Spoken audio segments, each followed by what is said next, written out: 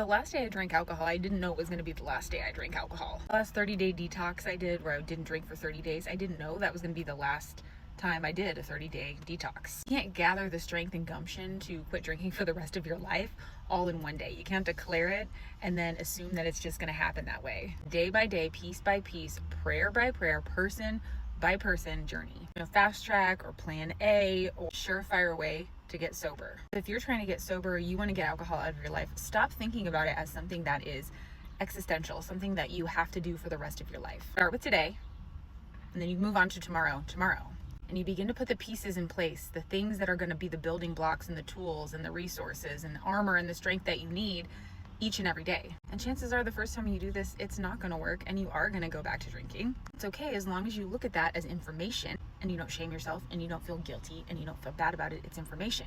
You get curious about why you went back to drinking and you write it down and you pay attention and then you try again. If you're trying to get yourself to quit drinking by yelling at yourself or importing a bunch of discipline or white-knuckling it, just being angry at yourself and living under the guilt and shame, it's not going to work. The only way to sobriety is to have grace and compassion for yourself. Grace and compassion for who you are, where you came from, why you got to this point, a recognition of your history, your genetics, your biology, your chemistry, your toxic habits, your trauma, the experiences that you've had have all led you to this place. When we can understand why it's happening, why we got to this place, we can have more compassion for ourselves. We can understand the way that our brains work and how we have created these pathways in our brains that lead us toward alcohol, and then recognize that we can rewire those pathways and so it doesn't feel this way anymore.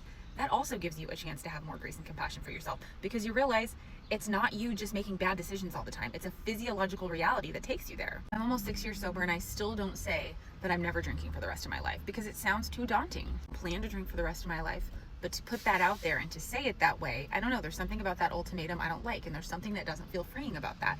And that's not the way I want to live, and that's not the way I got sober. You don't need to make a grand declaration. You don't need to have a label of any kind.